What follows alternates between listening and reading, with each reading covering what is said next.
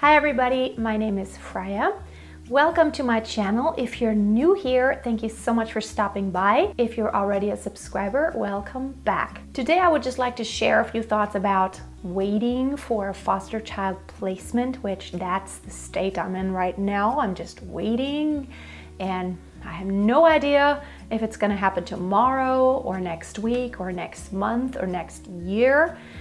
Just first of all, I would like to explain a little bit. I live in Germany and there's two different kinds of foster families. There are the permanent foster families that actually take in a child where it's clear that most likely they will have to stay in that family for a really long period of time, or most likely until they are grown up. Of course, it's never a guarantee, but it looks usually like they cannot be reunited with their birth families. And then there are the acute care foster families that get those calls where there's an acute situation happening in a family and basically the government agency has to take action and take that child out of a situation where it's dangerous for the child. And then those families take in the children that have to be placed like right now. I'm on the list for the permanent foster family, although I'm thinking at one point I might even do the immediate. But for now, we are on the roster for the permanent foster family, which means the child would really become part of our family long term. And so I went through the process of certification. I started last fall. I think in October we started the classes, and that went all the way up to, I think in February is when I officially was done with everything and the home study was finished. And so since February I've been waiting. And in May, if you watched one of my last videos, in May we almost got a placement of a newborn, but then there were a few things that weren't clear, and so it was placed with an immediate care foster family. So we're just waiting. But while I'm waiting, of course, I'm having a lot of thoughts and I'm thinking a lot. And for me it becomes so much clearer that it's the right thing and that I really want to do this. And also my daughter was on the fence about, she didn't want to take in a boy. She was like, no boy, no way, because at school, like, boys are really rowdy right now and she's having a hard time with them. But we talked about it and I said, maybe you can be a good example for a smaller boy, and you can, as a big sister, you can teach him a few things, like maybe how to not treat girls, to be more kind. And so she was totally on board with that idea, and so I notified the agency that it would be okay for us to either have a boy or a girl, that we're not just open to a girl anymore, but no matter what gender. And although I know they're always looking for foster families and there are not enough, I also know that they're really trying to do their best to look for the right family. And since we are kind of it's not a one-parent family. My daughter has her dad and he is in our lives. We don't live together, but we have a really good relationship and everything is fine. But basically it's me who is the caregiver, the provider for everything, who's here every single day. I know that the agency, they're just trying to place the right child with us, or look for the right family, that we're the right family for that child. And the thing is, a lot of thoughts go through my head, and I think a lot of times about how blessed we would be, or we will be, when we can welcome another child into our family, but that always, that on the other side there's another family that's broken. So I have very mixed feelings about it, and I'm very happy to have the privilege to be part of a child's life and to become part of that family's life. Obviously I will be, because children usually try to have contact to their birth parents, which is a really good thing. No matter if they will ever return to their birth families or not, I think it's really important for a child to know their identity and where they come from. And they kind of not think, well, my parents didn't want me or they were just bad. Children will always love their parents unconditionally, especially when they're small. They're everything for them. And so to help that child make sense out of everything that happened, I know it's a challenge and I know it's not going to be easy, but at the same time, I feel so blessed that I might have the opportunity to, help myself grow, but also to help that child understand how the world works, that it's not always perfect, but that's okay. Imperfect and that messy is just part of life, and that you can still make a good life and you can still be happy even if not everything looks like it's picture perfect, which my life never looked picture perfect. I was always a little bit unconventional, and there's just things happened in my life that maybe weren't what I had pictured in life, but I still made the best out of it, and I'm a happy person. I can genuinely say that. And so currently we live in this state, my daughter and me, we live in this state of having this wonderful feeling of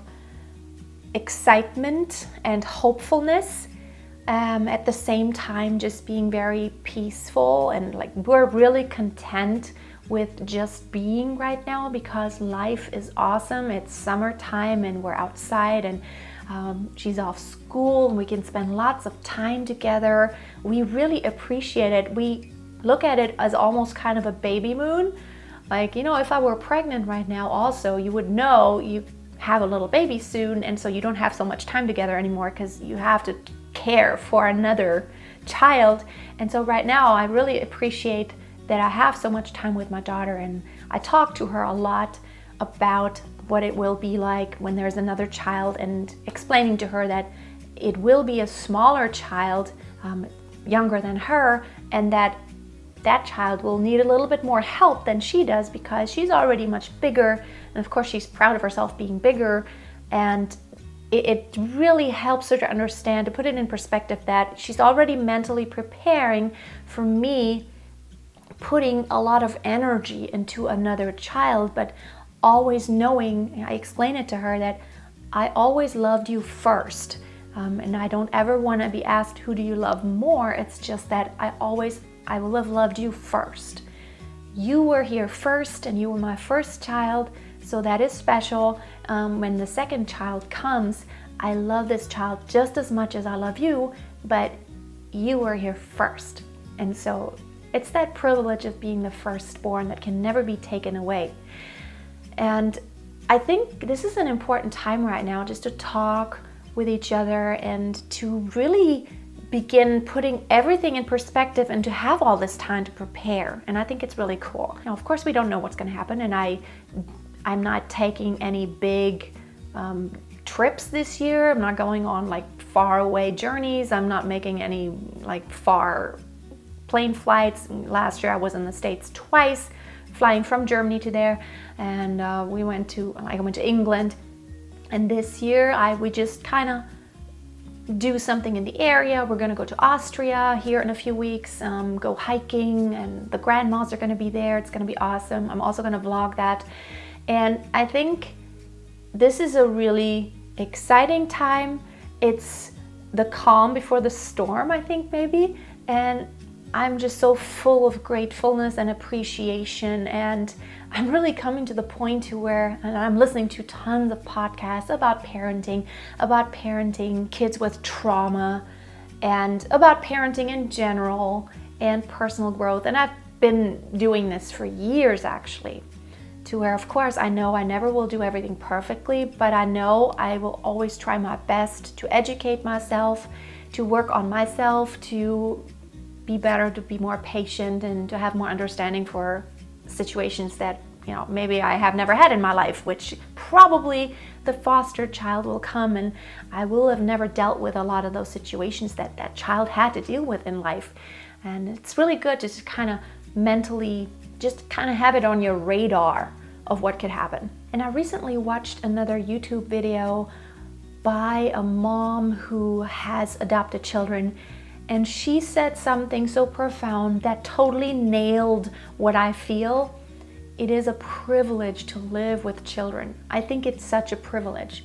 Children are like mirrors to ourselves, but at the same time, they're these sponges that soak up everything that you teach them. So your values that you teach them, they're just gonna take it, and it's gonna be reality for them. And that's just amazing, that thought. So I'm very excited, and I'm decluttering a lot these days because I want to make space. I don't want to be weighed down by clutter and stuff.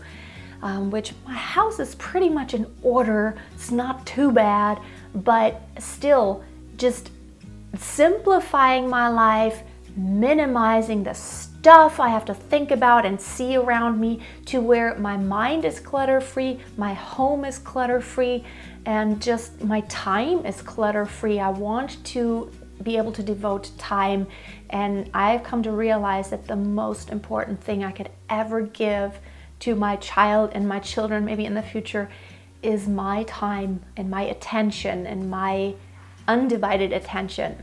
It's so valuable, and that's what I try to do. And everyone who has bigger children, I know it. They always I wish I had spent more time with my children. That's what they say. And I don't ever want to look back and think, oh, I wish I'd spent more time with my children. I want to live in the moment and enjoy and not postpone, like, oh, I'll do it whenever, blah, blah, blah. And I'll do it when this happens, or once I get this done, then I'll have time for that. I don't want to live like that. I want to live to the fullest right now, right here, right now. And I'm in the wonderful, so blessed situation that I can work from home, and I really don't have to put in tons and tons and tons of hours. It's really minimal, and I'm still making a very comfortable living, and that is such a luxury. I feel, I think I'm so blessed. So I thank God for everything I have. I've worked hard for it, but I'm very grateful. So this is the update, and just one more personal update. The relationship between me and Romy's dad, it's really good right now. And so we're really doing stuff together sometimes. We're hanging out, and I can see how Romy is enjoying it, and it's so good for her. And we are getting closer again, but at the same time, I think I'm now more relaxed than I have ever been in life, just because I have more margin. I'm not stressed because of work. I'm not stressed because of finances.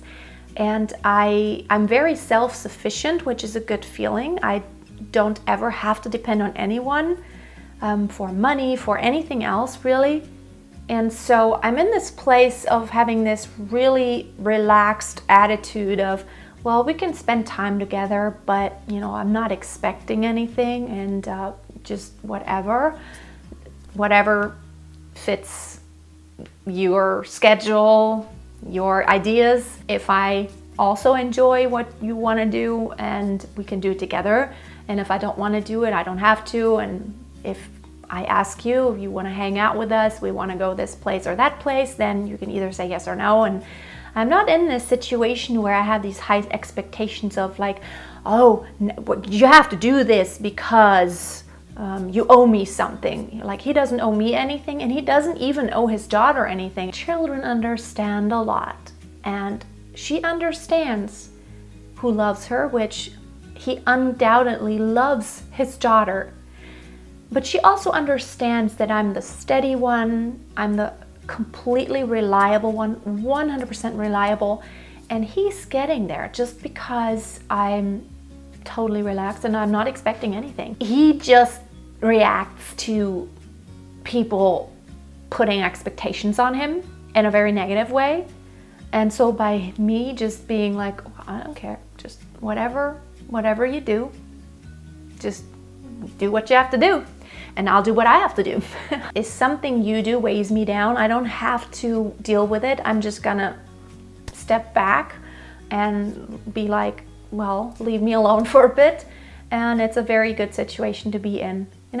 I've learned that human beings don't work like a piece of equipment that you expect them to work. It's like, you gotta work this way or you gotta work that way.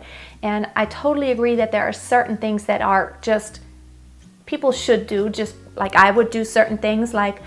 It's non-negotiable to me personally that if I'm in a relationship with someone, or even to my daughter, that I will never ever break my word. When I make a promise, this is just me, these are my values. I make a promise, and come poo-poo or high water, I will totally always keep my promise, because I want my daughter to learn that when you promise something to someone, you have to keep your word. You have to be reliable, because people will believe you and they will trust you when you're like that. I don't tell her that, I just live it. And so she has already figured this out, that when she looks at different people, she knows what makes sense and what she would like others to do unto her, it makes sense that you also do unto others the same way you want to be treated. So this is just a little side note. So if you see Romy's dad appearing in videos, it's because we do spend time together and we're just taking it easy. As long as it feels good for everyone involved, we're just gonna do whatever is positive and whatever feels good. And I'm just praying about it. Maybe God will continue to work on him, work on his heart. And I always try to do what's right. I'm not perfect by any means. And I know that I can be very difficult because I love to control things. I love to plan out things. I love to just know the big picture and be like, okay, there's a problem, let's fix it right now. That's just me. Normally they say that guys want to fix problems, but I'm the one that's like, okay, if there's a problem, let's talk about how we can fix it. And Romy's dad is more like, yeah, well, just kind of live the day and just improvise. I'm a musician and I know how to improvise, and I'm good at that in life too, but I do like structure also. And so that can sometimes clash. Thank you so much for watching today. I would love for you to subscribe if you have not, and to stay up to date on our journey to grow our family. I'm wishing you a most blessed day, and I'm looking forward to connecting with you. Have a wonderful day. Bye.